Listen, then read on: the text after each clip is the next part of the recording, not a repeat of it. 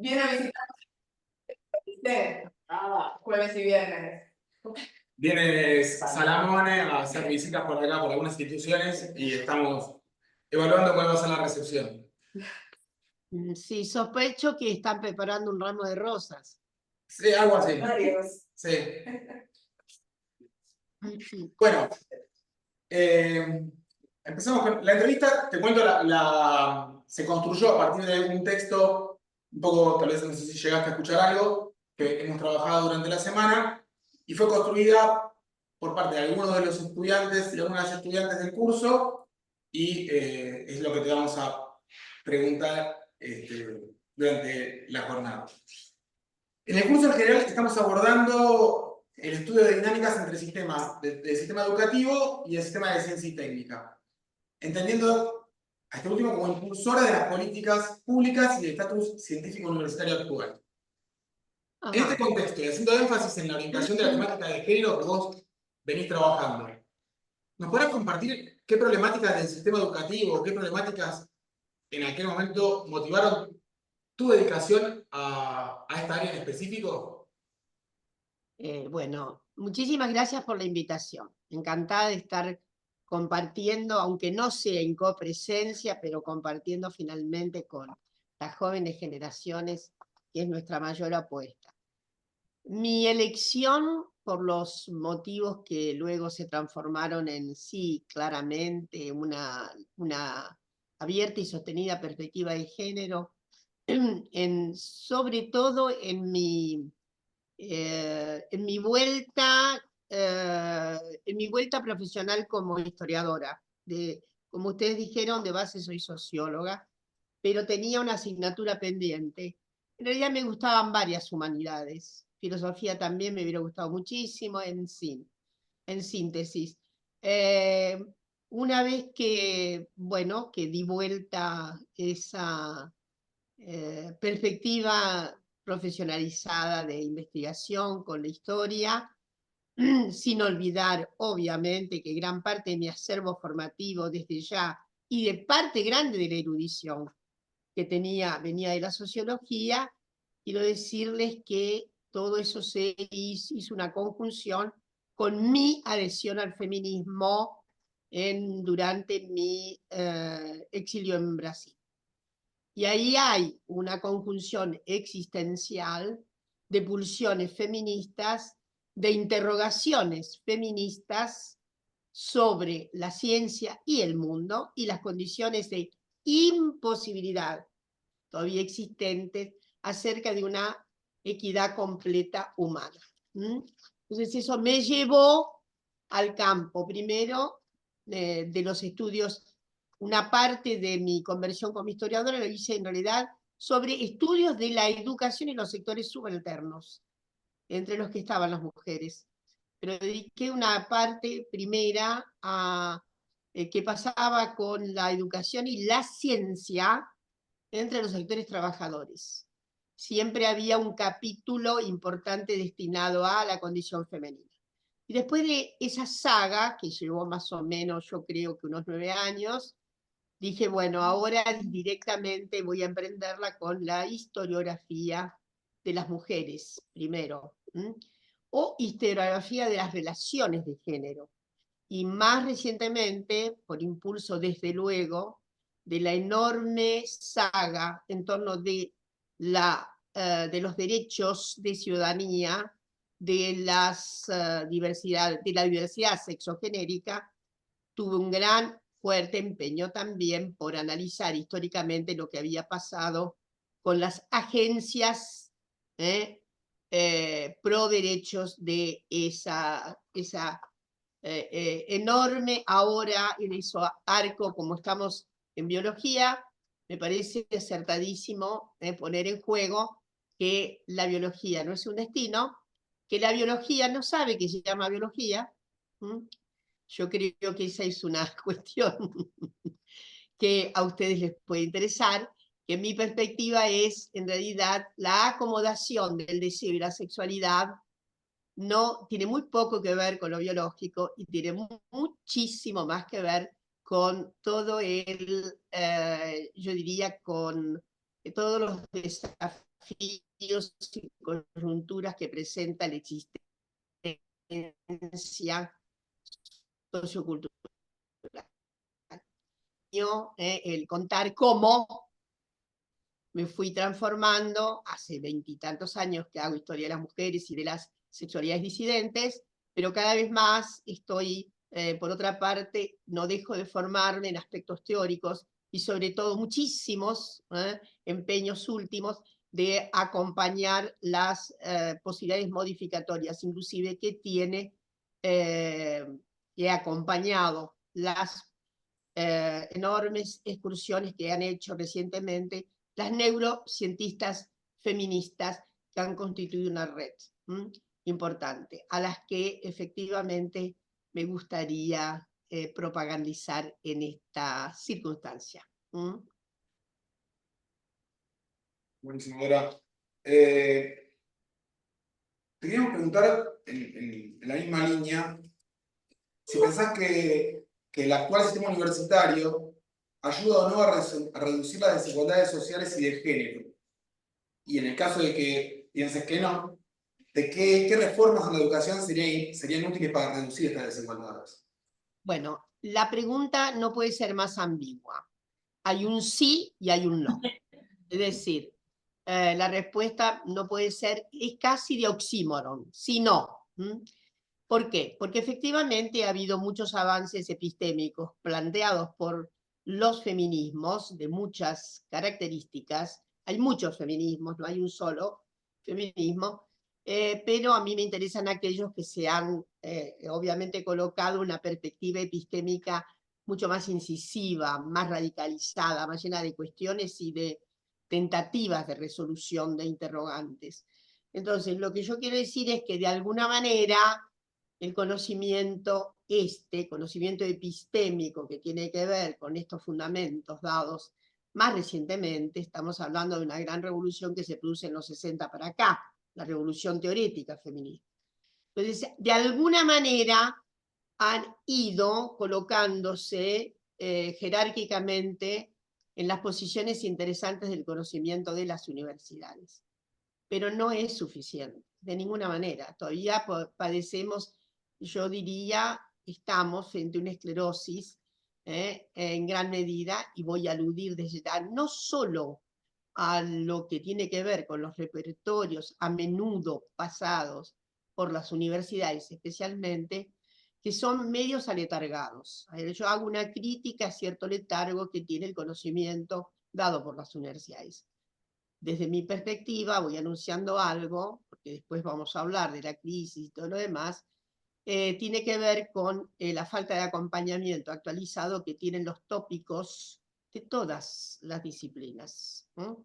Algunas están más rápidas, son más rápidas en el acierto programático renovado, y otras, si ustedes observan, los programas, hace una temporada atrás, me dediqué a ver programas en diversas casas de estudios. Y es impresionante. Es cierto que los programas muestran algo muy, muy establecido. No pueden guardar la dinámica que tiene en realidad la resolutividad experimental de dar clase, ir a laboratorios y demás. Pero hay programas que tienen más de 10 años. ¿Está claro lo que quiero decir? Entonces, no puede, si pensamos que hay una renovación del conocimiento, que es de vorágine hoy día, enorme, para mi gusto, los programas están retrasados con relación a esta perspectiva, que es una perspectiva de base. La perspectiva de género es una perspectiva de base. No es un agregado, no es una adenda, no es algo así. Y hablo tanto de las ciencias sociales y humanas, que parecería que podrían estar más ser absorbedoras tempranos, más precoces, pero no es así tampoco. La historia todavía tiene unos ritmos muy, muy, muy alejados de lo que es nuestra perspectiva. Y por otra parte, la enseñanza canónica, estoy pensando cómo todavía, y ustedes me van a retar seguramente, cómo todavía se transmite biología en nuestras universidades. Entonces hay cuestiones que efectivamente, salvo caracterizadas profesoras y profesores que le ponen notas otros interrogantes. Y efectivamente clausuran el antiguo régimen de conocimiento e imponen la perspectiva nietzscheana de lo más nuevo que va a superar a lo más nuevo. El conocimiento tiene exigencia. Si hay algo que no puede estar acomodado a las tradiciones especulativas, que tiene una letalidad total, es el conocimiento, y menos el que se transmite en las universidades. El conocimiento lego puede estar un poco retardado, el conocimiento relativamente profesionalizado más o menos, pero el conocimiento dado en las universidades tiene todas las exigencias de la renovación. Por lo tanto, para cerrar la pregunta, la cuestión, digo, hay una parte informada, renovada, y hay una parte absolutamente esclerosada de estas perspectivas en los tópicos de las ciencias sociales, las humanidades, y yo diría la biología, y en general otras y otras matrices disciplinarias.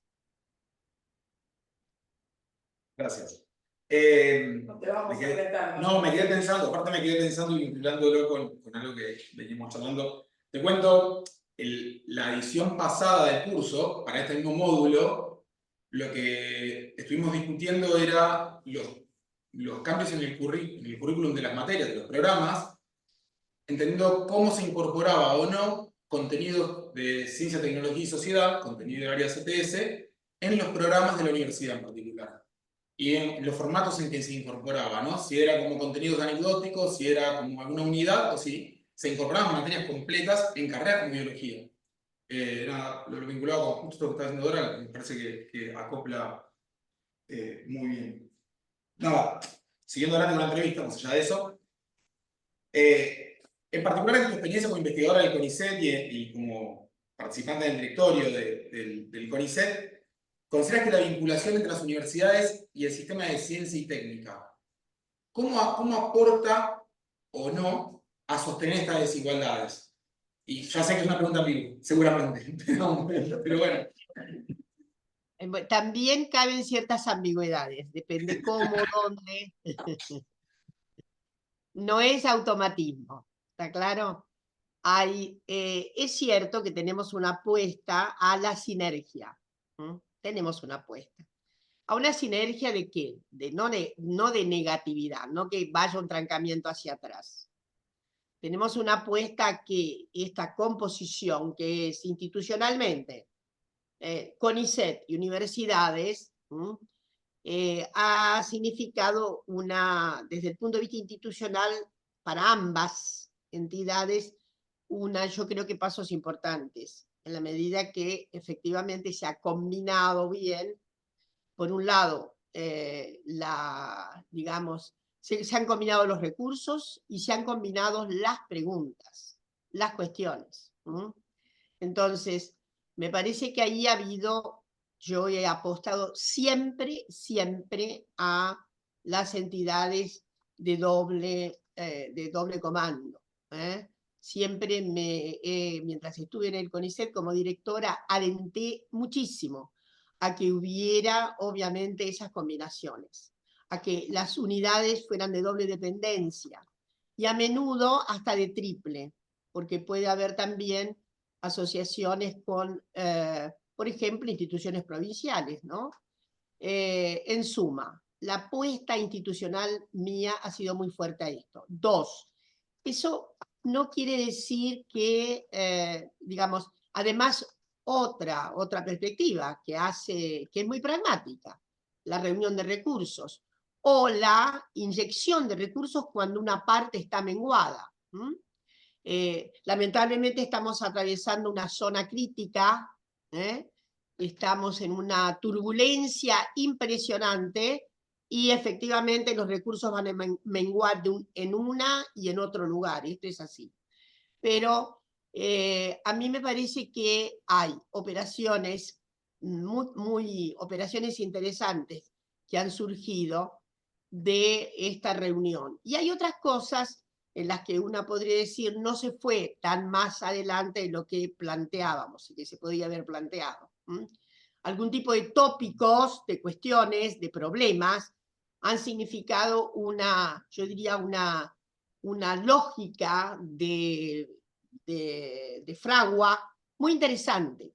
En otros casos, como siempre, ha ocurrido qué pasa con la masa, propiamente, con la masa crítica, con la masa de quienes investigan.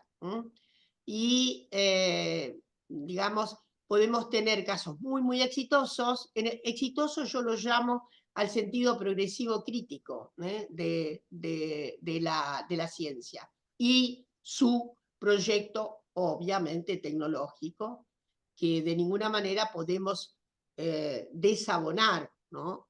El criterio digamos, tecnológico. El criterio, hay que distinguir el criterio pragmático exclusivo de la ciencia de un criterio tecnológico agudo de la ciencia. Está claro lo que quiero decir, ¿no?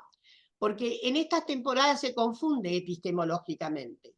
Lo pragmático parece que es lo único que es prestativo, perdón por este neologismo en portugués, y la verdad que puede ser aplicativo de manera muy poco interesante, sí, en orden a una cierta suficiencia de mercado. Pero sabemos que la ciencia y la técnica no son solamente mercado. Es cierto que hay y esto lo dejamos para otro día, a mí me preocupa cada vez más que la ciencia nunca ha sido demasiado independiente de la lógica del mercado. Está claro, hay una poderosa fuerza de intereses que esto lo discutía más de una vez cuando era directora del CONICET, sobre todo a gente que para mí era medio una barbarie epistémica, una barbarie epistémica. La barbarie epistémica es muy dolorosa porque dice, si esta conjunción de conocimientos no se aplica inmediatamente, no sirve para nada. Yo les quiero decir, y esto llevó a una crítica de la ciencia básica, lo que es más grave todavía, porque es una avería inclusive no digo la tradición, al modo que se constituye el conocimiento. Ustedes deben saber perfectamente que hay una gran parte de la materia aplicada que se ha convertido tecnológica que no se sustenta si no hay ciencia básica. No se puede sostener. Es bárbaro decir que no necesitamos ciencia básica. ¿Está? Y esto lo digo también porque hay gente que por ahí tiene este predictivo que es completamente equivocado. Una podría decir, hay una gran parte de lo aplicativo de la ciencia que surgió por una feliz casualidad, diría un gran epistemólogo de la ciencia, un gran filósofo, Wittgenstein. Decía, feliz casualidad. Yo les podría dar una serie, un reguero de circunstancias. La penicilina, por ejemplo, para decirles que fue una feliz casualidad. O podría decirles cómo se inventaron, ustedes lo deben saber, mucho mejor que yo, algunas cuestiones que tienen gran aplicación, que son los adhesivos. Tengo entendido que el primer adhesivo emerge de un señor biólogo marino que trabajaba en las costas de Chile hace mucho tiempo y que estaba muy, muy encantado analizando la adhesión que tenían los moluscos a la piedra, porque venían ¿cómo diré? Ingentes cargas de agua de mar, que eran, en fin, de una dimensión notable, y los moluscos ni se movían en su adhesión, ¿no? Y ustedes saben que por ahí se analizó, se llevó esta cuestión a una situación muy práctica en nuestra vida. No voy a dar los nombres comerciales que tienen la cantidad de productos que usamos como pegamento hoy día, ¿no? Bueno, es la feliz casualidad, porque en realidad esa deriva no estaba prevista. Esto es sobre todo para hacerles ver que la ciencia es constructiva y que la tecnología también. Se hace con un constructivismo notable y se hace con mucha agudeza, y ahí ya me fui muy lejos y paro por aquí diciendo entonces Te quería preguntar, en función de lo que venías comentando, porque hablabas de la injerencia del mercado en los lineamientos generales de la estructura científico-tecnológica. Y al mismo tiempo comentabas lo virtuoso de la amalgama entre el CONICET y las universidades. Y algo que veníamos charlando en el curso y que quería conocer tu opinión es, porque el CONICET, entendemos, en muchos sentidos, es más permeable a las lógicas de mercado y sobre todo a las lógicas que conducen al sistema científico-tecnológico, digo, la producción de paper, la producción de trabajos, que las universidades, que son instituciones con mucho más territorio y mucho más enmarcadas en lo local. Y algo que veníamos viendo y que veníamos discutiendo es que las agendas de las universidades no es que no interactúan de igual a igual con las agendas del CONICET, sino que se ven excedidas por las agendas del CONICET y en estos institutos de doble dependencia, en estos vínculos entre ambos, hay una disparidad o una asimetría entre recursos humanos, etc. Entonces, un poco como tomaste los dos caminos, quería ver de qué manera es que eso era integrado. Vuelvo atrás. Mi cuestión no estaba tanto en relación al detrimento o no que puede sufrir el stock de, por ejemplo, la universidad, con relación a ese carácter asimétrico. Yo estaba pensando en una cuestión mucho más vasta y que era en qué medida se habían acortado las asimetrías sociales, etcétera, etcétera. Está claro lo que quiero decir, ¿no? Ahora, hablando de las asimetrías institucionales, es verdad lo que dices. El CONICET tiene, por esa tragedia, que es la vida paperiana, sujeta a los famosos impactos, etcétera, etcétera. Es toda una revisión. Hace más de 30 años que está en revisión esto, pero no se produce ninguna revolución todavía, ¿no? Ustedes saben que había dos grandes programas, uno llamaba DORA, que estaba en la costa norteamericana del oeste norteamericano, y la otra el grupo de Leiden, que hizo formulaciones críticas acerca de la vida paperiana y del factor de impacto, porque el factor de impacto es un manejo de mercado, obviamente. Pero no hacemos mucha revolución. Eso está, obviamente, quien marca hoy, por lo menos lo marcaba hasta hace unos años atrás, y estoy segura que sigue siendo así, quien marca el nivel es la biología molecular. Entonces, las revistas, todas las revistas, tienen como regulación de jerarquía, bueno, como regulación en torno de la jerarquía y una cierta confusión. No quiere decir, hay una cierta confusión que ha habido grave, y es en la calidad del medio, la calidad del paper. Está claro, ¿no? La calidad del medio está asociada a valores absolutamente de mercado. Miren, hay trabajos que mostraban los grandes clubes. Science era un gran club, ¿no? Por ejemplo. Y en fin, ¿eso qué quiere decir? Que la ciencia no es una carmelita descalza, de ninguna manera. Tiene todas las notas de la enjundiosa vida del poder fuera de la ciencia. Es cierto que, al mismo tiempo, la ciencia, esto siempre está, como ustedes ven, vivimos en las contradicciones. Al mismo tiempo, la ciencia, esto es sobre todo una cosmovisión sobre la ciencia muy francesa, tiene una regulación respecto de sus tópicos que es interna. A ver si nos entendemos.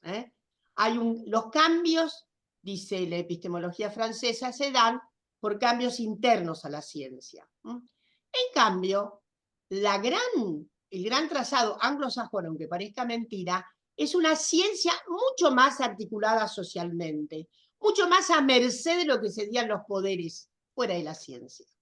O sea, ¿qué cambio se produce en la ciencia? Es cierto, gran cambio interno en la ciencia. Esto ya lo ha definido Kuhn y la gente que ha trabajado las estructuras de las revoluciones científicas, cómo la ciencia puede ser un obstáculo a la ciencia. Esto al mismo tiempo es Bachelard, el dictado francés. ¿Por qué puede ser la ciencia un obstáculo a la ciencia? Y porque hay gente que sigue empecinado en sujetamientos teoréticos, etcétera, etcétera, que están impidiendo que lo que está ocurriendo en las márgenes tenga algún tipo de actividad interesante, prospectiva y que llegue a una situación de cierta hegemonía. Por eso la ciencia es un obstáculo para la ciencia. El primer obstáculo que tiene la ciencia en general es la propia comunidad científica. Ahora, me voy muy lejos para decir que de todas maneras, esto sí, en las entidades absolutamente cerradas sobre los modos de producción, los modos de comunicación, los modos en que se vertebra la legitimidad, es efectivamente algo que ha ocurrido hace 70 años para acá. Yo les voy a decir que la vida paperiana tiene un desarrollo enorme con cómo ha sido el orden de los poderes externos a la propia ciencia. Y han podido crear entonces esos repertorios vinculados a jerarquización de medios. Que yo les digo francamente, el hecho de confundir algo que es una torpeza, eso se llama torpeza ecológica, atribuir al medio lo que es de la unidad, atribuir a la unidad lo que es del medio. No se podría cometer. En cambio, en nuestra vida científica acertamos.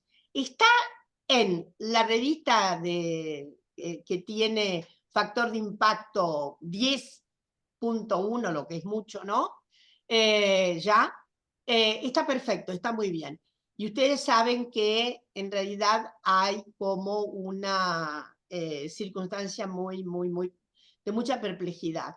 No todos los papers muy buenos, muy buenos van a parar a las publicaciones de alto impacto. No es así. También hay un régimen enorme de distinción sobre los tópicos y las cuestiones. Hay cuestiones que tienen mucho más interés, hablando del propiciamiento del mercado de las ciencias, que otros. ¿Está claro lo que quiero decir? Hay circunstancias hoy día que tienen un valor exponencial respecto de otros tipos de tópicos. A ver, quien estudia la guerra de las Balcanes no tiene la misma posibilidad de generar un interés tópico como el que está estudiando la última circunstancia, una cadena determinada en biología molecular. ¿Está claro lo que quiero decir? Hay un diferencial que es claramente una operación de poder que no está marcado por la ciencia, sino por el interés que efectivamente está por fuera de la ciencia.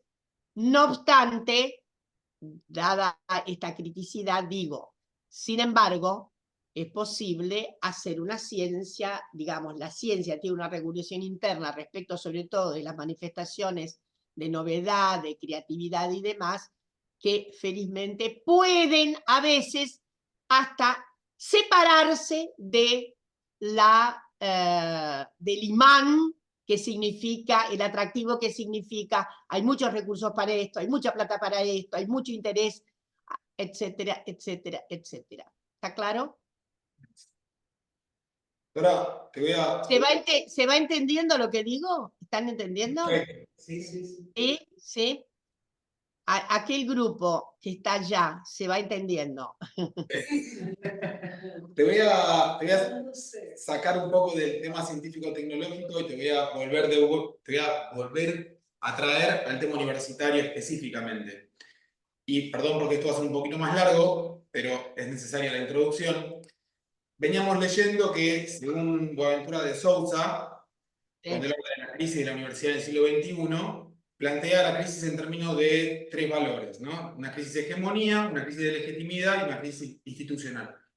La de hegemonía la plantea en términos de una resultante entre contradicciones de la función tradicional de la universidad en la formación de las élites versus una función atribuida a lo largo del siglo XX que está más vinculado con la generación de la formación de mano de obra calificada que exige el mercado. La crisis de legitimidad, que es aquella que establece como una contradicción la jerarquía de saberes especializados por un lado, y por otro lado el acceso, la liberación, la democratización de las universidades y la reivindicación de igualdad respecto de las oportunidades para hijos de clases populares. Y por último, la crisis institucional, que está relacionada con, por un lado, la autonomía universitaria versus la idea de, bueno, de someterla a criterios de eficiencia y productividad que tienen más que ver con el mundo empresarial. Este autor plantea que la crisis de hegemonía, que tanto la crisis de hegemonía como la crisis de legitimidad fueron resueltas. Tal vez no de la mejor forma, porque está vinculado a la segmentación del sistema universitario, de manera de generar caminos alternativos entre profesionalizantes y no profesionalizantes, y que de esa forma más o menos se pudo resolver. Pero que la crisis de institucionalidad es una crisis activa, porque está vinculada con el financiamiento principalmente. La pregunta, recién ahora, es, según tu opinión, si consideras que estas crisis continúan sin resolverse, básicamente si consideras que esta interpretación de Sousa, que ya tiene sus años, es correcta, y en esos términos, si lo consideras, si ves que está resuelta esa crisis o no. Es más o menos, es una hipótesis sugerente, pero ma non è vera. Digamos, quiero decir, es sugerente, tiene su charme, pero primero, si se resolvieron como crisis, es difícil proponer que fue crítico el asunto en términos de hegemonía y demás, ¿no? Lo que ha habido, sí, creo, de todas maneras, es un crecimiento exponencial de la oferta educativa de nivel superior en América Latina, que esto se desarrolló extraordinariamente y que en algunos lugares se desarrolló a expensas, sí, de cierta calidad. El caso de las universidades privadas, por ejemplo, de enorme masividad en su aparición de Brasil. ¿Está claro? ¿Por qué? Porque Brasil tiene una cuestión paradójica. Discúlpenme que voy a ir por ahí, pero es el ejemplo más. Por un lado, las universidades de Brasil son universidades muy vigorosas, las públicas. Pensemos San Pablo, Campinas, donde yo tuve el enorme gusto de hacer mi doctorado, etc. Y en general la cadena llamada de las federales, las universidades que son las federales son las nacionales, públicas. Pero ¿qué pasa? El sistema brasileño es un sistema de cribaje tremendo. No va a la universidad, inclusive sectores de clases medias no llegan a la universidad porque las universidades públicas brasileñas tienen cupo de ingreso, claramente. Cada matriz, llamémosle facultad, carrera y demás, fija sus cupos. No es como en la Argentina, donde nosotros no tenemos cupo para el ingreso. Tenemos alguna fórmula que no se puede decir que sea retractiva del ingreso, pero sin embargo funciona un poco como, bueno, por ejemplo, el básico común de Buenos Aires, de la Universidad de la UBA, tiene una admisibilidad amplia, pero resulta que solo van a parar a la universidad el 50%. Ustedes ya ven ahí el problema que hay. El 50% o más, un poco más, pero estrictamente no hay cupo. Si se termina bien el ciclo básico, común, etcétera, pero se va a la Facultad de Medicina, todos los que apuntan a medicina ingresan a medicina. No es así Brasil. Brasil tiene cupos muy estrictos, sobre todo por algunas facultades, por ejemplo, medicina. Punto 2. Para ingresar a las universidades en Brasil hay que hacer el famoso cursillo vestibular, que es un ardiente problema para las clases medias, porque se paga durante todo un año la preparación para el vestibular en lugares que suelen ser muy caros. ¿Está claro? Hay institutos caros. Yo recuerdo, imagínense que es un lugar que conozco bien, Brasil, porque estuve 8 años exiliada. Miren, yo decía que en Brasil las criaturas se engendran haciendo cálculos sobre el vestibular en las clases medias, porque hay que pasar la prueba vestibular. Y la prueba vestibular se hace, segundo, obviamente, se puede ir si se está bien preparada para la prueba, bien preparado. En general, miren, para que ustedes tengan idea, se hacen en lugares como la cancha de River. ¿Ah? Así. Y es un día,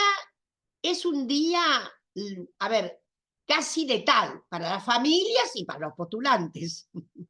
Porque si no se pasa en un puntaje determinado, no se puede ingresar a la universidad.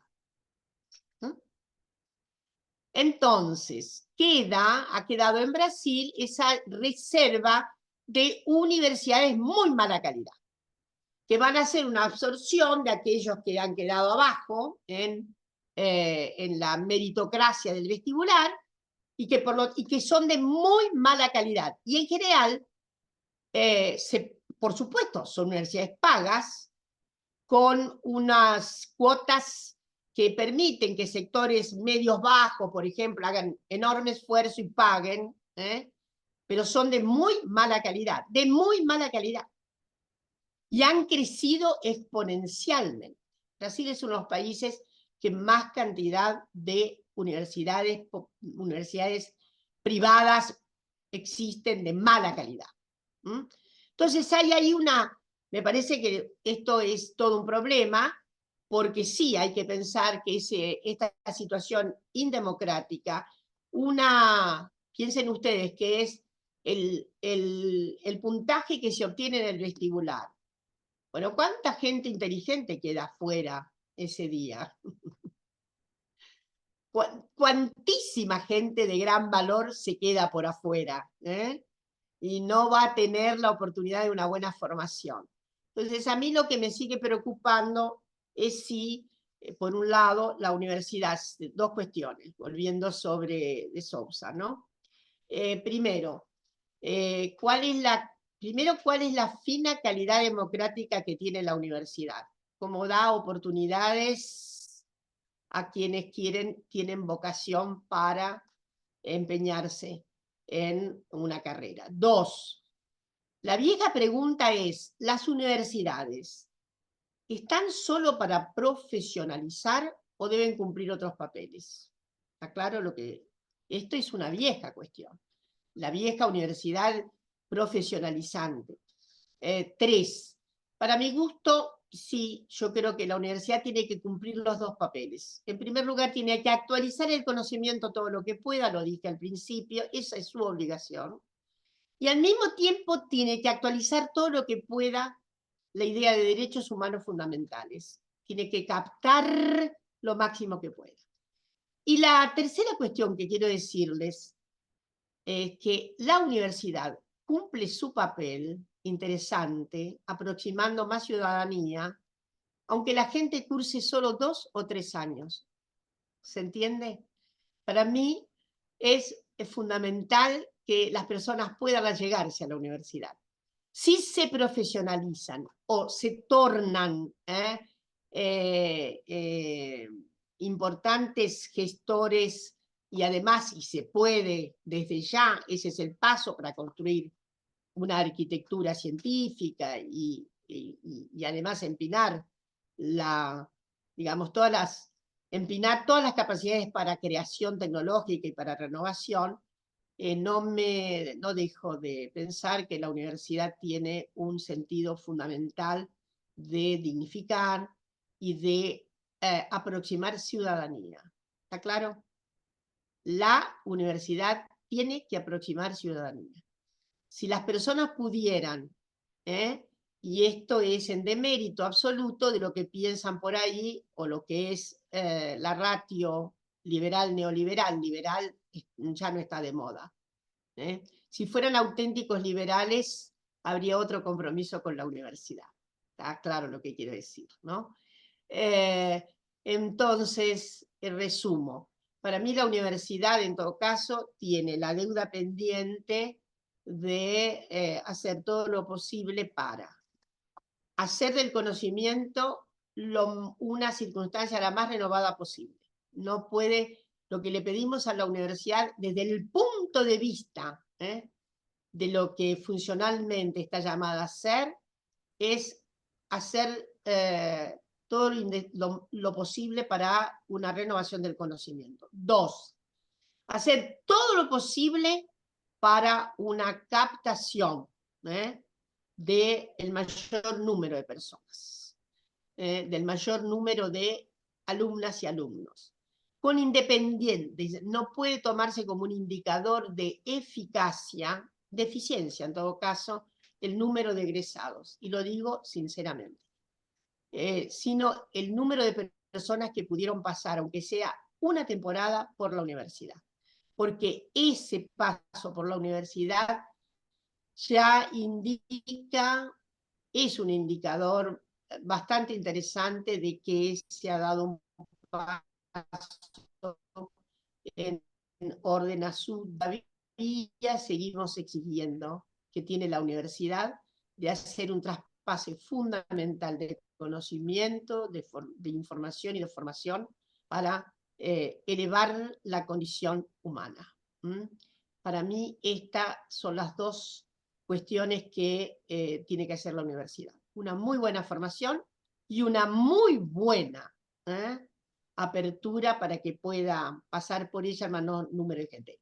Y si no puede pasar el mayor número de gente inscrita regularmente, la universidad tiene que continuar con una vieja competencia que se adquirió definitivamente con la gran transformación de 1918, pero que venía de antes, y es la extensión universitaria. Y la capacidad que tiene la universidad de allegarse a las poblaciones, porque hay muchos creadoras, también en esas poblaciones legas. Hay mucha capacidad inventiva, muchísima. Y la universidad de extramuros puede tener también un papel importante en la estimulación de esa creación que ustedes saben que no tiene siempre el estereotipo de la, yo diría, de la exquisita formación académica.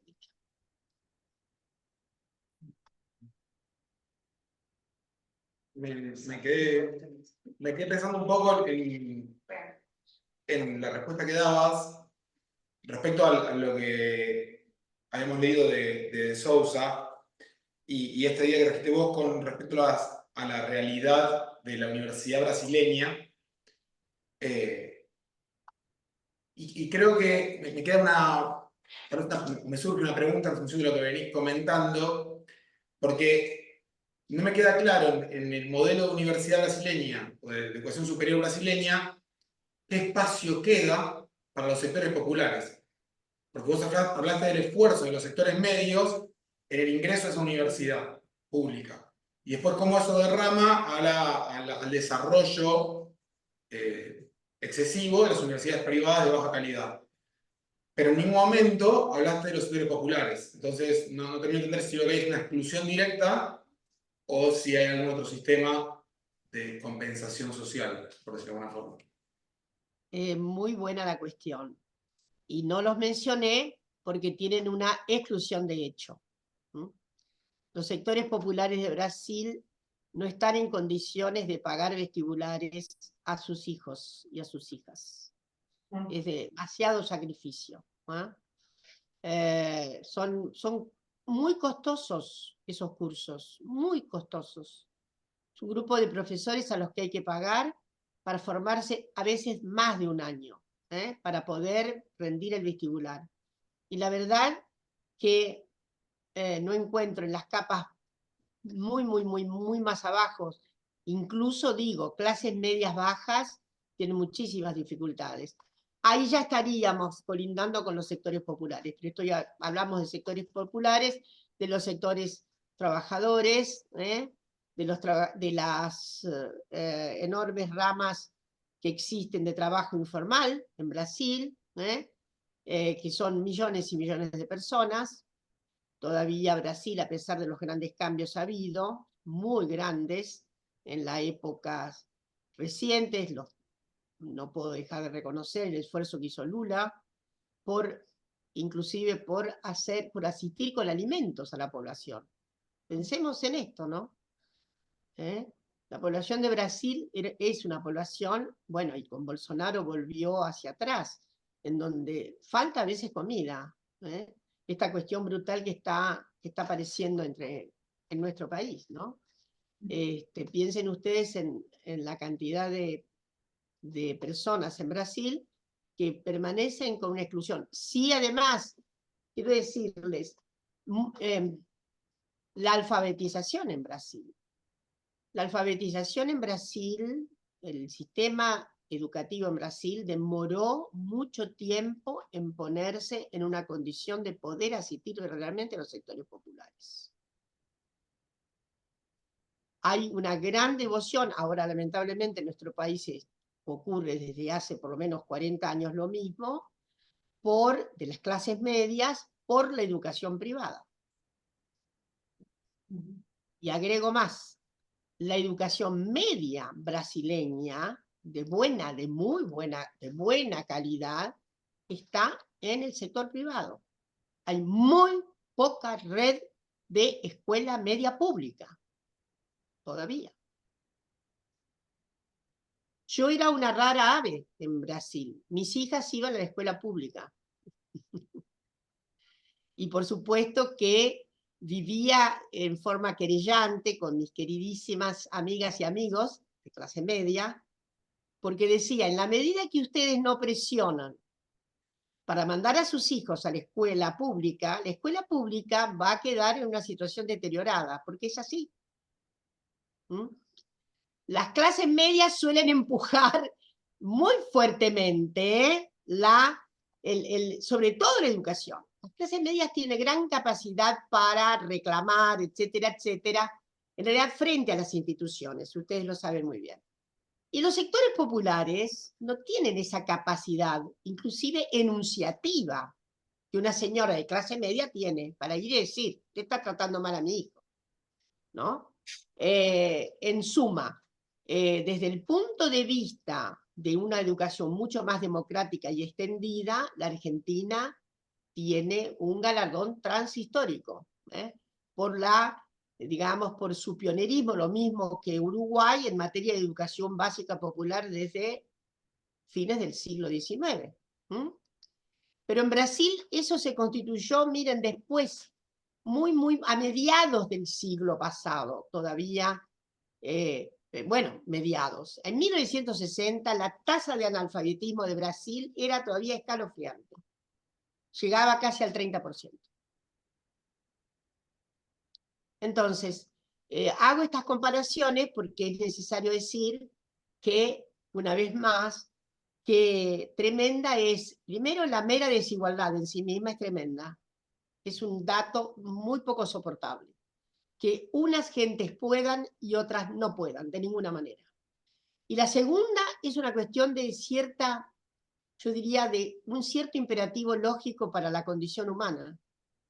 ¿Cuánta inteligencia, cuánta capacidad creativa, cuánta? Y eso es inclusive para las lógicas liberales, para la lógica liberal. Estamos desmereciendo, estamos desocupando, estamos descartando. Entonces, yo tengo, como ustedes pueden ya saber claramente, una muy clara ideología respecto de la dignidad fundamental que significa la redistribución de todos los recursos. Eso aumenta la dignidad humana y obviamente yo en ese punto me coloco un poco como todavía en un cierto espíritu iluminista. Pienso que la educación es un bien extraordinario, que la mayor capacidad educativa hace a la gente en todo lo que se pueda pensar existencialmente más libre. Eso no quiere decir que nos haga, que no significa ninguna distinción. Significa exactamente lo que, bueno, lo que hay una injundiosa cantidad de textos y de pensamientos acerca de la libertad humana aproximándose a lo que podría ser la mayor capacidad de acierto crítico sobre lo que le está ocurriendo. Entonces, sigo pensando que extender la educación es más importante, lo he dicho hace poco, miren, de momento, que hasta extender la capacidad alimentaria. Voy a repetir esto para que no se asusten.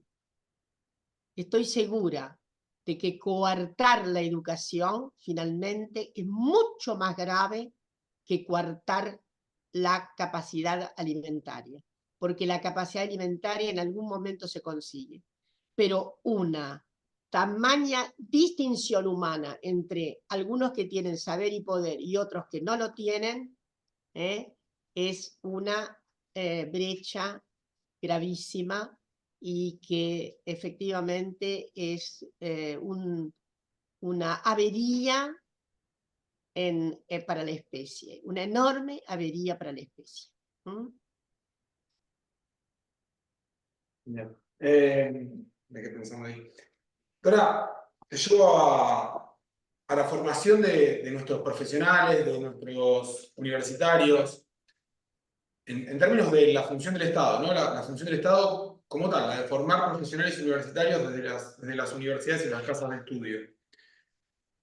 ¿Cómo ves o cómo pensás que los discursos hegemónicos, en términos de política, economía y cultura, influyen sobre los modelos de formación en los profesionales en América Latina? Influyen. Claro. ¿Y qué alternativas ves a esos modelos, no? Que un poco es lo que nos trajo acá, porque la lógica del encuentro de hoy era pensar para qué formamos los profesionales en la Argentina o en América Latina. Efectivamente. Bueno, eso remite a otro recurso fundamental humano y es la criticidad, el pensamiento crítico. Nos formamos para tener más dignidad, pensamiento crítico, sí, además para ganarnos la vida y además para tener algún oropel y además para, en fin, para una serie de cuestiones que son de carácter individual. Pero yo sigo pensando que, sobre todo el compromiso del Estado es inexorable y debe aumentar justamente más que una aceptable capacidad de derechos, ¿no? Entonces, yo creo que los marcos, en este momento tenemos marcos hegemónicos, incontestables, que han adherido a ciertos principios muy individualistas, ¿no? A una razón que pondera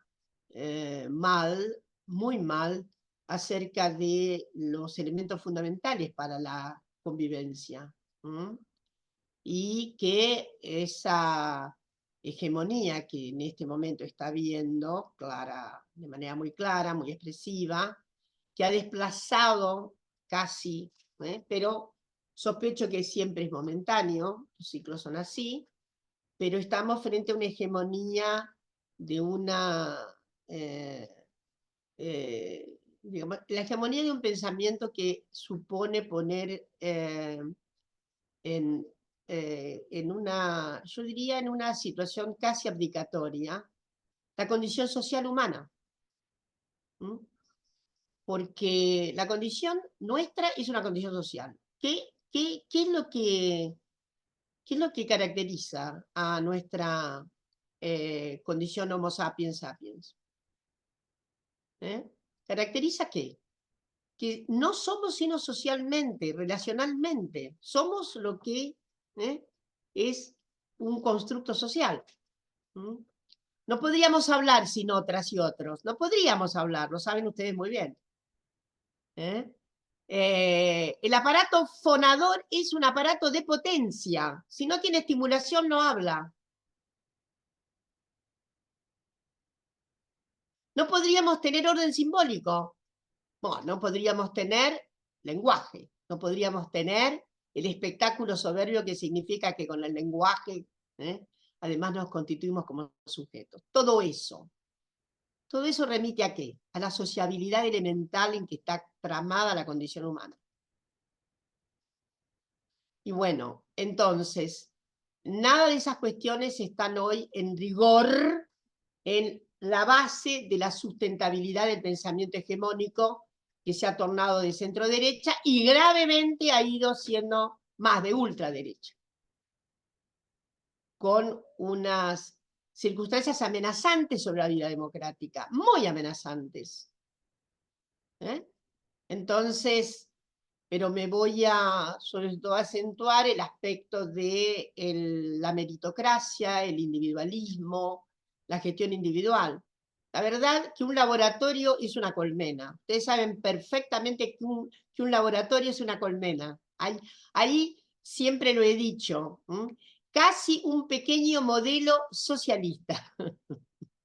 No lo digo así porque efectivamente hay poderes, hay gente que tiene más poder que otros, pero hay mucha más sociabilidad en un laboratorio en biología que lo que puede haber en nuestro métier como historiadores y historiadoras, que somos en general más individualistas.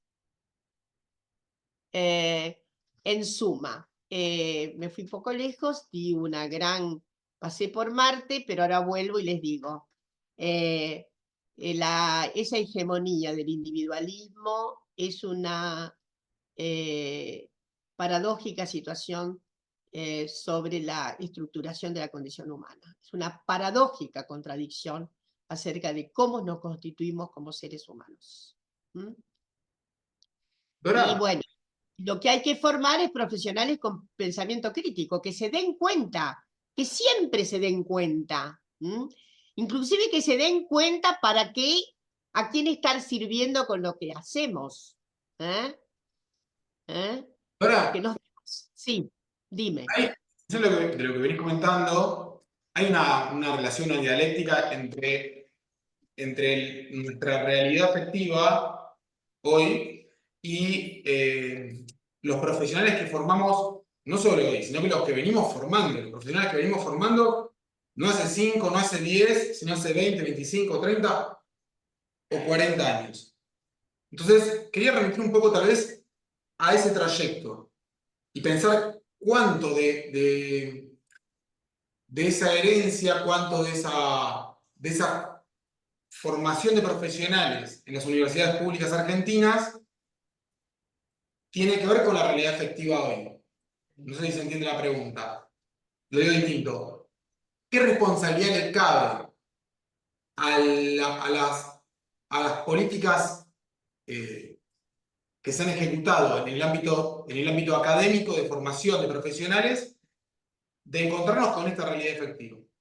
¿Se entiende? ¿Qué hicimos mal? ¿Qué tipo de profesional no formamos o qué hicimos mal? El problema es cómo alteramos la lógica de formación de nuestros profesionales en orden a criticidad, desafíos críticos. Y el desafío crítico es todo el desafío crítico, ¿no? Es el situacional del laboratorio, del objeto de conocimiento, que tiene que tener una perspectiva crítica. Al final, a un cientista parece que le es propio el sentido crítico, darse cuenta si está equivocado o si no está equivocado, si esto es un error o no es un error, si va bien o va mal. Sin embargo, no es automático. No es automático. El sentido ese crítico no se indexa a la vida política en general. Hay gente que puede ser bastante crítica en lo que hace en el laboratorio y tener cero criticidad respecto del contexto social. Más bien estamos acostumbrándonos a esa taratología, perdón, porque es medio monstruoso, ¿no? que tengamos gran capacidad crítica para movernos en un laboratorio y tengamos una ceguera de criticidad frente a las circunstancias existenciales de contexto, inclusive saliendo del laboratorio, la que está ahí, tal vez a 1000 metros o 1000, que es una villa miseria. ¿Tá? Bueno, proponemos algo más integral, que la criticidad sea integral, y que formemos personas críticas frente al objeto de conocimiento y en los contextos socioeconómicos. Esa es una obligación. Miren, yo les voy a decir algo, porque ya estoy muy charlatana, y entonces si ustedes sí soportan, siempre he dicho que en la Argentina las fuentes conservadoras de la política, incluido el brutal régimen genocídico que vivimos en los años 76 hasta finales del 83, desconfiaban de la ciencia. Era notable. ¿Saben qué? Desconfiaban de los científicos, les parecía gente peligrosa. ¿Por qué? Porque les parecía que era gente que pensaba más, o pensaba con más volumen, o pensaba con más densidad que los agentes comunes de la vida. ¿Tá? De modo que cerraron laboratorios, etc. Toda gente que tenía, era notable, ¿no? Con lo cual retrasaban el conocimiento científico, la tecnología se compra, se importa, se hace, en fin. Esa desconfianza era un supuesto, porque gran parte de la masa de científicos era muy conservadora. No representaba mucho peligro. ¿Está claro lo que quiero decir? Es muy irónico esto. Pero la persecución, sobre todo a científicos, durante la dictadura fue muy grande, por esta cuestión, por el aspecto este aspecto de una racionalidad crítica, no una racionalidad. Hay racionalidades que están muy apegadas a las fórmulas contundentes de la mismidad, no a la criticidad. Entonces, pero es notable, yo alguna vez lo escribí por ahí, la paradoja de sectores muy diferentes. Las clases dominantes en la Argentina se ven amenazadas por la presunta criticidad que puede tener el desarrollo científico y tecnológico, cuando en verdad no, salvo desde luego individuos, personas, etcétera, que tuvieron que hasta irse de este país durante la dictadura y demás, no es precisamente el grupo social más crítico respecto de lo sociopolítico, ¿no? Sin embargo, existía esa paradoja. Bueno, yo les vuelvo a decir, hay algo de eso también ahora, en este presente que estamos viviendo. Hay algo, son las dos cosas. ¿Para qué sirven los científicos?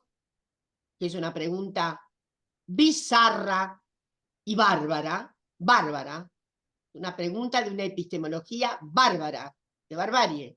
¿Para qué sirve un científico? Si no produce algo que inmediatamente va a tener un carácter resolutivo, no sirven para nada. Entonces, y en general la ciencia, la buena ciencia, la ciencia que tiene una enorme cantidad de vinculaciones, ¿no? Que hace, ustedes saben perfectamente, este fenómeno con este fenómeno, es bastante lenta. Es bastante lenta. Ustedes no desarrollan una nueva cadena así nomás.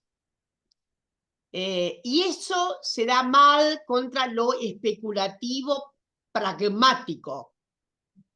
Y por otra parte, ahí está la cuestión.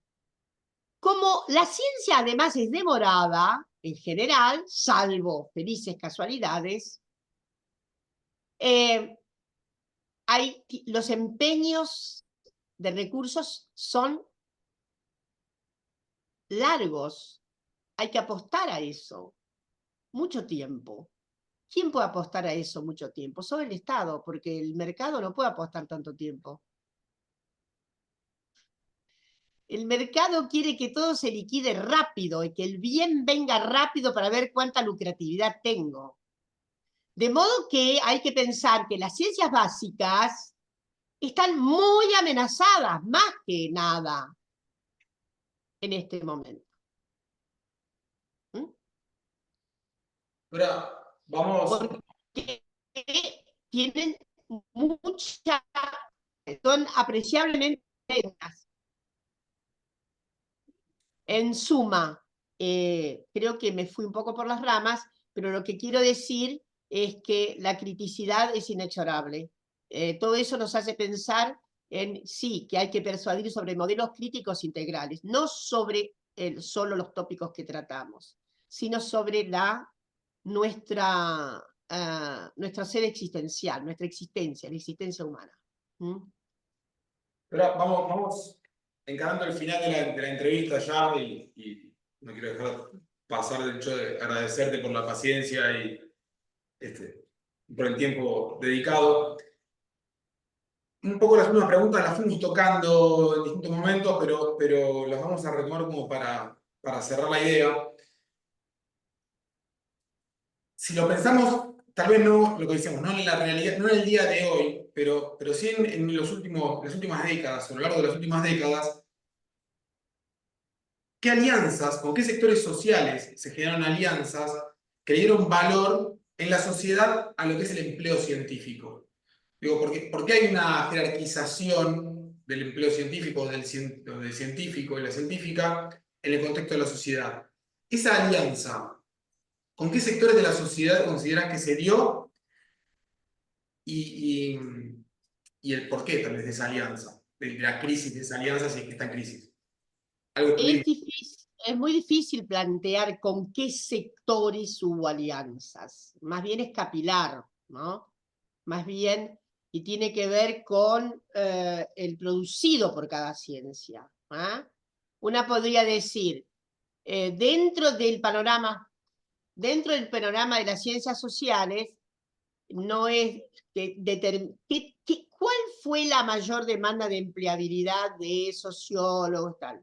El propio Estado y sus políticas públicas, que requirieron profesionales avisados y, más que eso,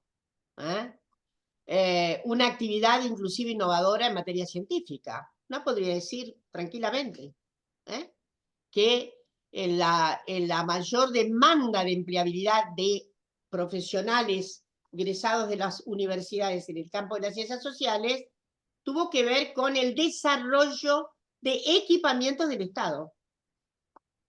Enorme cantidad de equipamientos. Y estoy pensando urbanos, rurales, etc. Estoy pensando en la cantidad de gente que fue, digamos, que se podía, por ejemplo, gente que salía de las áreas agrarias y que iba al INTA. ¿Mm? Entonces, ese es un sector. Ahora, hay otros sectores sociales, desde luego.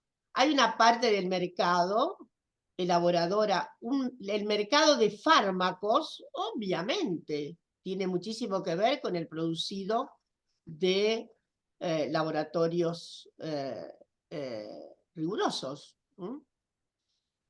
Una podría pensar, pero también forma parte digamos, también el papel jugado por el Estado. Gran parte de todo lo que es el producto en ingeniería, de ingeniería energética, todas las ingenierías, han ido a parar ¿a dónde? Sí, en gran medida a grandes estimulaciones del Estado, o a aquellos vertederos que ofrece el Estado y que se desarrollan en torno de propuestas propulsoras del Estado. Energía es uno de esos campos. Son sobre todo hidrocarburos, ¿no? Pero bueno, es muy difícil, digo, hay que analizar renglón por renglón, actividad por actividad. Pero a mí no me cabe duda de que el hecho de que el Estado expandiera en estos últimos 20 años, salvo algunas, de tal manera políticas públicas en torno de derechos sociales, derechos humanos fundamentales, etcétera, etcétera. Políticas reactivadoras de la economía en varios renglones. ha sido un gran captador del producido universitario y científico. ¿Mm? No me animaría, sí, de luego, están después, sí, los eslabones de mercado que ustedes conocen muy bien. Pero bueno, más que en cualquier otro sector social, siempre estoy pensando en la gravitación que ha tenido la derramada institucionalidad del Estado. Ahora, y por fuera de lo que sería la estructura de los agentes en directa vinculación, ¿no? Como vos planteás, bueno, eso, por ejemplo, la industria energética y el Estado en vinculación con las universidades o facultades relacionadas a la actividad. También nos queremos preguntar, o estamos pensando, cómo funciona, cómo se articuló un discurso que ahora se lo escucho tal vez menos, creo, que es esta idea de la validación de un dato, de un hecho, a través de su comprobación científica. Lo digo, lo simplifico, cuando uno escucha en un medio de comunicación o a una persona relevante decir, bueno, esto es un hecho científicamente comprobado, ¿no es cierto? Esa dinámica. ¿Cómo se relaciona esa valoración que hace el conjunto de la sociedad frente a ese sujeto del conocimiento con esta otra idea de que, bueno, al mismo tiempo las universidades y el sistema científico-tecnológico aparecen como una caja negra frente a la sociedad, ¿no? Tal vez extrapolando un poco la idea de la sociología de los 80 respecto a desarmar esa caja negra. Bueno, como la universidad y los centros científicos tecnológicos aparecen como una caja negra, pero al mismo tiempo tienen un valor simbólico muy fuerte. Entonces, ¿cómo se relacionan esas dos cosas? A ver, se relacionan porque, digamos, porque la existencia dinámica es contradictoria, siempre, lleva a perplejidades. Yo creo que societalmente hay una gran valoración de lo científico, sobre todo lo científico, no sé tanto de lo tecnológico, de lo científico sí. Lo tecnológico, obviamente, sobre todo como admiración, etcétera, frente a ciertos acontecimientos, ¿no? Pero lo científico, y de manera abstracta, yo diría, pensar, hay una valoración popular extensiva. Es uno de los campos en donde no hay detrimento en el imaginario popular valorativo. ¿Está claro? Sí. Es más, fue un enorme sacudón para la ciencia, enorme sacudón, la pandemia, el COVID-19, porque dejó perplejo, inclusive de repente, ustedes lo saben muy bien, la propia ciencia quedó en un momento de perplejidad, casi tocable la perplejidad, visible. ¿Qué cosa es esto? Y todas las hipótesis jugadas a propósito de la etiología del virus, ¿no? Bueno, pero ahí se ve la apuesta que hacía la gente en que hubiera una vacuna rápido. ¿Y apostaba a qué? A la ciencia. Apostaba mucho más al acontecimiento científico que al acontecimiento político, claro está. Aunque saben ustedes que el acontecimiento científico siempre es un acontecimiento político, sobre todo el de las vacunas, frente a esto. De modo que y ustedes saben también que hubo adversidades políticas enemistadas con la posibilidad de la vacuna, cosa loca en este país. Porque si ustedes me dijeran, en un país paracientífico, lejos de las lógicas científicas, pero que hubiera una utilización política adversa a las vacunas, ¿no les llama la atención también como juego ultrapolítico, no? Clases medias, ¿quiénes se expresaban con la infectadura, etcétera, etcétera?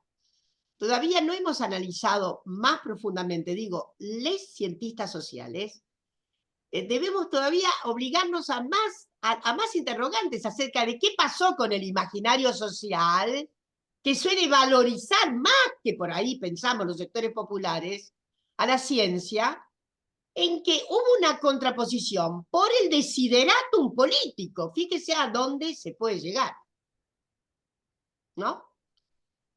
El desideratum político fue más fuerte que la arcadia simbólica valorativa de los científicos. Un rato duró, porque después todo el mundo fue y corrió a vacunarse. De eso estoy...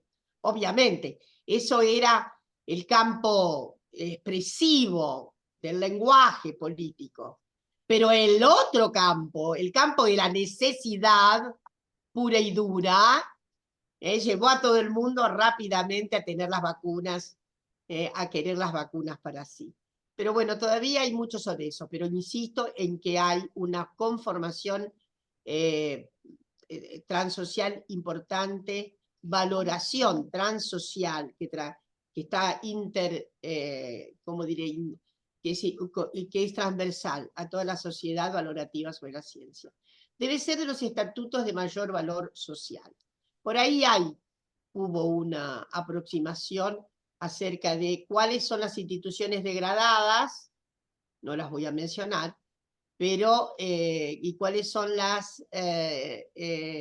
esas configuraciones que todavía sobre las cuales reposa un valor social importante. Y la ciencia está en un estándar importante de consideración, no cabe la menor duda. Ahora bien, tanto es así que hay hasta una indexación de falsificación de pseudocientificidad que pasa por cientificidad. ¿Tá? Lo sabemos, por ejemplo, las feministas a propósito del campo tan adverso que tenemos hoy de las configuraciones antiderechos, que en realidad han transformado la antigua condición de mero valor asociado, por ejemplo, al antiaborto como un valor, y ahora está mucho más asociado a narrativas de carácter científico acerca de por qué no se puede abortar. ¿Está claro? Entonces, miren hasta dónde llega la cientificidad. Casi un espectáculo del siglo XIX. Porque el gran espectáculo del siglo XIX, no cabe duda, era lo científico. Ahora, engancho esto último, ya con la última pregunta para cerrar la entrevista. Vos hablabas justo de la pandemia y los discursos de infectadura, bueno, todos estos discursos que atravesaron el proceso de la pandemia. Y te voy a traer justo, lo voy a leer porque así no lo leo, no lo distorsiono, pero nos gustaría entender, más allá del análisis que uno puede hacer del expositor en sí mismo, cómo interpretás, y un poco que está haciendo en toda esta entrevista, cómo interpretás vos, en términos sociales, los siguientes dichos del presidente de la Nación. Y los leo textual. Y dice, esto lo dijo hace una semana, un poquito menos, en el que también se refirió a la infectadura y volvió a retomar el tema de la pandemia. Y en algún momento del discurso dijo lo siguiente. Dijo, la casta no termina ahí, pues en esta larga lista podemos encontrar los supuestos científicos e intelectuales que creen que tener una titulación académica los vuelve seres superiores, y por ende, todos debemos subsidiarle la vocación. Si tan útiles creen que son sus investigaciones, los invito a salir al mercado, como cualquier hijo del vecino, investiguen, publiquen un libro y vean si a la gente le interesa o no, en lugar de esconderse canallescamente detrás de la fuerza coactiva del Estado. Bueno, ese es un fragmento del discurso del presidente hace un par de días. Es un fragmento. ¿Cómo? Es un fragmento escatológico. Sí, como siempre, digo, pero corriendo al análisis del expositor. Escatología. La verdad es que, miren, me cuesta hacer la semiótica de este texto. ¿no? Claro, eso es lo que quiero, yo sé que cuesta, pero eso es lo que buscamos. Buscamos interpretar socialmente qué es lo que lo atravesó ese Hay que discurso interpretarlo a primero. Mira, construir. yo voy a hacer primero una inversión, inclusive de mi propia propuesta, porque aquí se trata primero de esa narrativa hiperpersonal, de proyección envidiosa, de una circunstancia personalísima que tiene muchísimo que ver con su estructura, de personalidad, con sus problemas asociados, a mí me parece, a circunstancias muy graves, lo digo científicamente. Fíjense que hay como dos momentos, ¿no? Uno es el momento que yo digo que hay toda una inversión del sentido, la casta que él no pudo ser, porque además es un gran plagiador, y es un gran, lo digo también con conocimiento de causa, es muy ignorante. Él hace, si ustedes analizan bien, él se pierde muchísimo en la logicidad de su propio discurso. Él está formado, sobre todo desde el punto de vista económico, la escuela neoclásica es la escuela típicamente liberal, que ha dado lugar a planos neoliberales, etc. Pero últimamente él ha puesto el acento grave sobre inclusive su escuela neoclásica, no lee a Adam Smith, Ricardo, ni nada de eso, sino que tiene, ya saben ustedes, una adhesión a la escuela austríaca, que según dicen los economistas que saben de esta escuela austríaca, hiperindividualista, etcétera, etcétera, tampoco es exactamente como la ha querido narrar nuestro subnutrido intelectualmente presidente, ¿no? Entonces, hay ahí una cuestión, insisto, acá hay una cuestión, hay un cóncavo personal, proyectivo, muy resentido, de mucho resentimiento.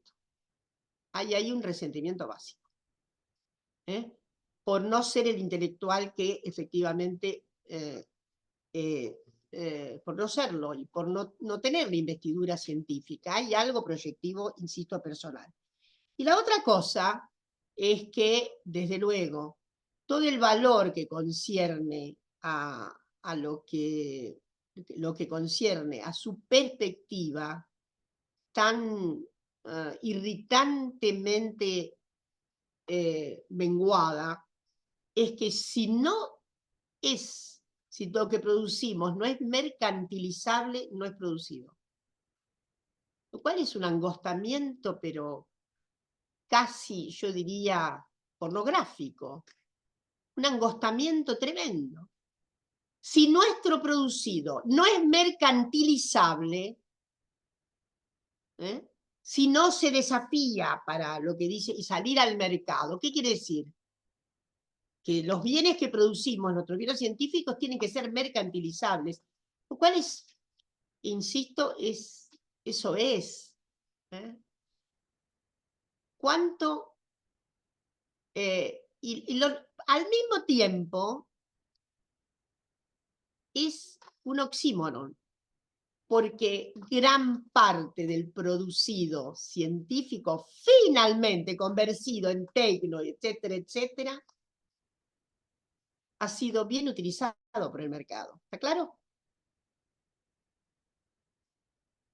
Pensemos en lo que ustedes saben muy bien, en los desarrollos de la genética, ¿no?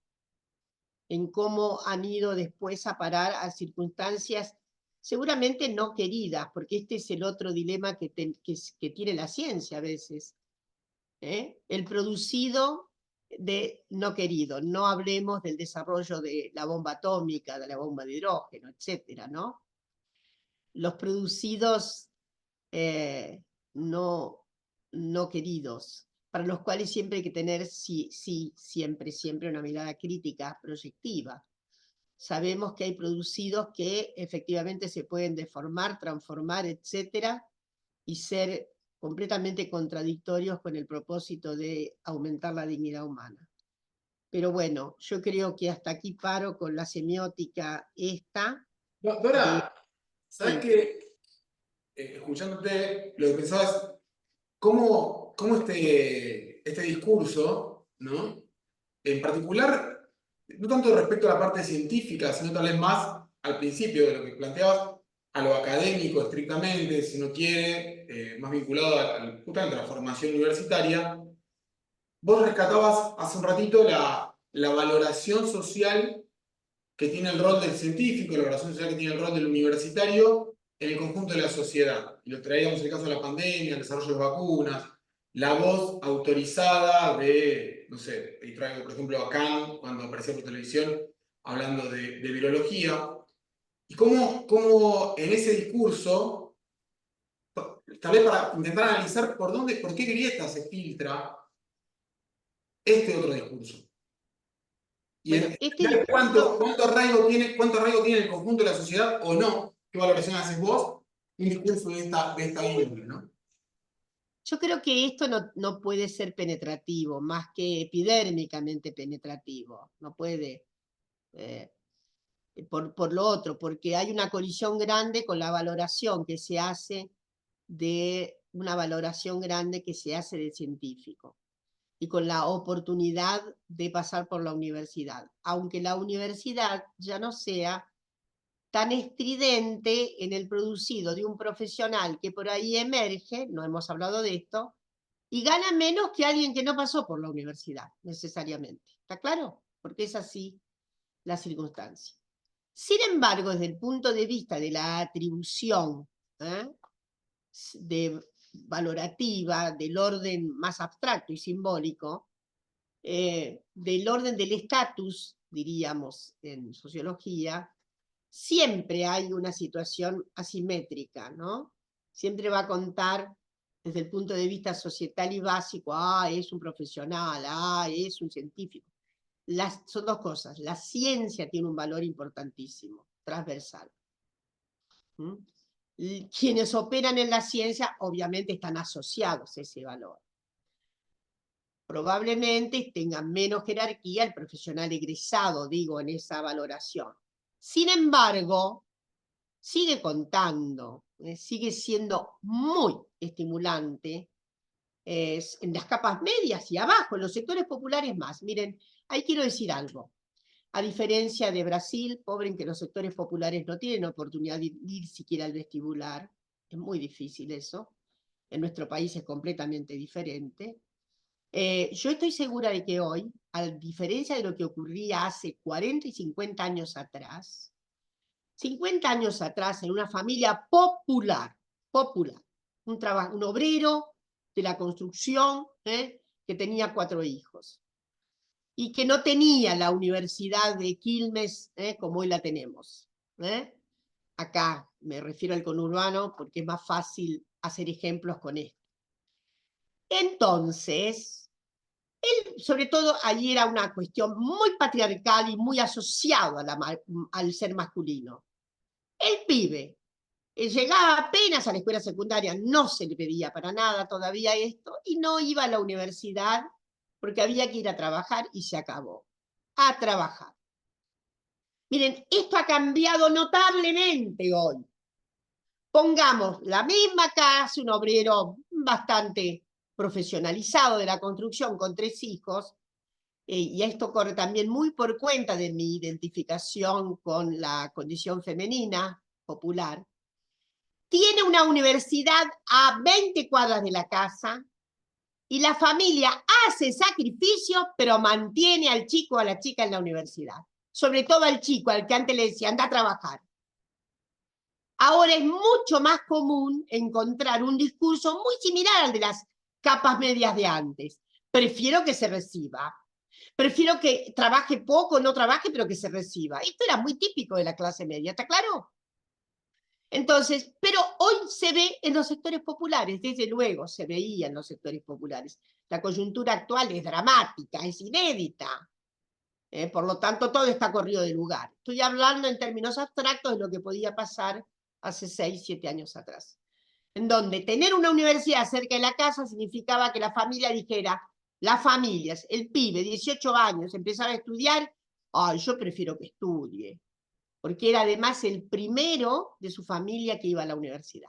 ¿Está? Entonces, para mí esto es una conjetura, pero les quiero decir que es una conjetura muy plausible. Si hay una oportunidad educativa, universitaria, ahí, más cerca, las clases populares prefieren todavía muy notablemente esa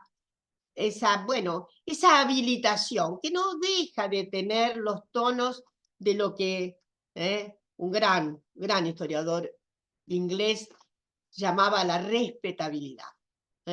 La respetabilidad. Todavía hay mucho de eso, la respetabilidad. En suma, yo insisto en que, sobre todo en la Argentina, mi tesis doctoral tuvo mucho que ver, sobre todo, bueno, mi tesis doctoral tuvo que ver con la distribución de ciencias por las agencias socialistas a inicios del siglo XX en la Argentina, hasta los años 30. La avidez letrada que tenían los sectores populares en la Argentina. Es cierto que por ahí eso mucho se perdió, pero ustedes piensen que la avidez por lo letrado que tenían las clases trabajadoras en este país es notable. Es una marca notable. Entonces es un bien de respetabilidad.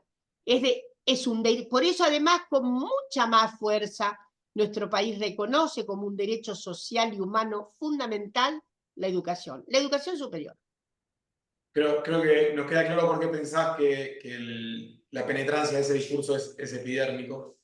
Y pienso porque hay una colisión con el otro vertedero, el que acabo de enunciar. La gente no piensa que tener un científico en la familia es tener a la casta, por favor.